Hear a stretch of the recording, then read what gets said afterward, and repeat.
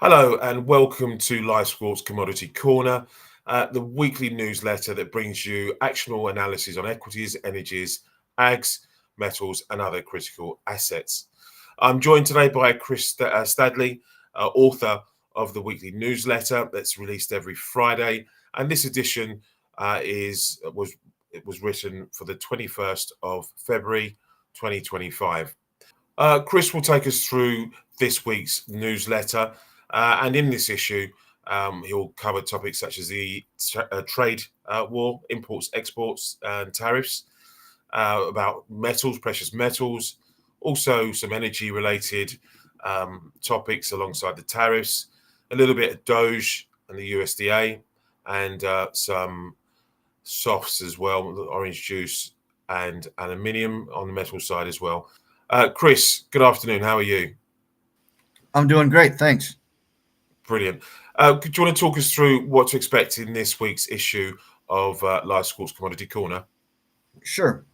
So let me just kind of introduce the Commodity Corner newsletter. So we just introduced this newsletter a few weeks ago, and just wanted to produce a video to kind of show you guys what it looks like. So this newsletter and all of my commodities related write ups are going to be on our brand new Substack page, and I'll share that subscription info with you guys after I've just.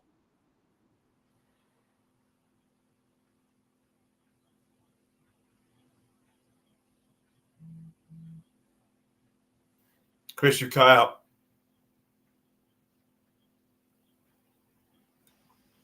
I'm sorry. Where do you want me to start again? Go from the top. Okay, my bad. I don't. Maybe I didn't click on the mute button. I apologize. I was No, no talking. worries. No worries. Let's Okay. start from now. Okay. This is Chris Stedley, and I'm the author of the weekly Commodities Corner newsletter for Live Squawk.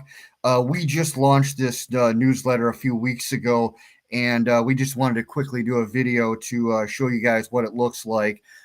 This newsletter and all of my commodities related write ups are going to be housed on our brand new Substack page.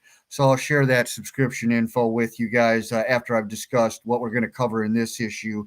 And as you'll see, we're going to cover between 4 to 6 different commodities in each issue just to keep it fresh and relevant for everybody.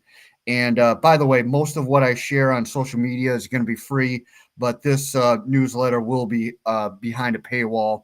But since this is the first video, I'm willing to show you guys, completely what the entire thing looks like. So, moving on to the nitty gritty, like Harry said, we're going to cover imports and exports in the trade deficit.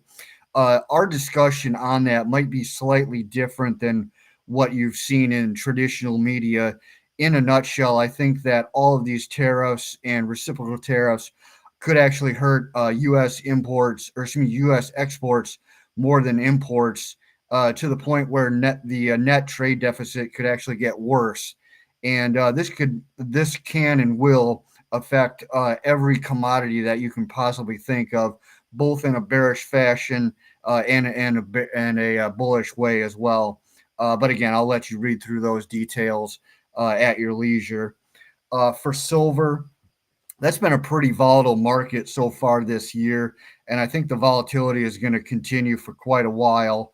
Obviously, that's a highly speculative market, so volatility is kind of built into that market. But now there's some weird things going on in the physical side that are adding to the volatility. As for price action, I think there is some room to the upside, but I'm not wildly bullish by any means. Like Harry said about Doge, that's definitely an interesting one to watch. And as you might have heard, they're really looking into the USDA and are trying to figure out where to cut the budget. Nobody knows exactly what the fallout is going to be, but it's definitely something we need to keep an eye on. And just so everybody knows, the USDA puts out a lot of reports that can have serious market implications. So Doge's findings and budget cuts are no small matter by any means. And for orange juice, just kind of one clarification here. About a month or so ago, I had dinner with some traders that really follow Live Squawk, and those guys told me that they trade in the soft markets. So any coverage that I can do in those markets is greatly appreciated. So in recent weeks, I've done pieces on both coffee and cocoa, and then this is the first one on orange juice. That market was a high flyer last year, but it seems like the air has come out of that market just because of long liquidation and also improving weather forecast and production forecast out of South America. And finally, just a brief word on aluminum. And just to let you guys know, I'm probably going to talk about aluminum frequently in this newsletter, just because in a prior position, I had to quickly become an expert in that market. But, anyways, I'm pretty surprised that. We're finally starting to break out of this sideways trend. It was trending sideways for a long time, and just in the last day or two, we finally broke out of that. So I think there is some room to the upside, but I'm not wildly bullish just because I think the Chinese could start ramping up exports relatively soon if prices get high enough. So if you want to subscribe to this newsletter, it's very easy to do. You just go to substack.com and type in Live Squawk Commodity Corner, and it will pop right up.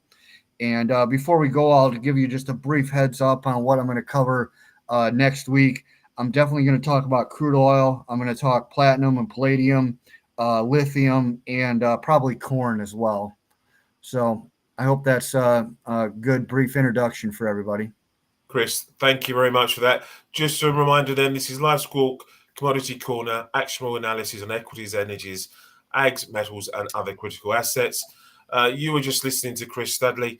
Again, access this on Substack for Live Squawk customers. They can view this on the Live Squawk platform, and keep an eye out across social media platforms for links to access the report every week. This is produced every Friday, and you've listened to the latest report published on the 21st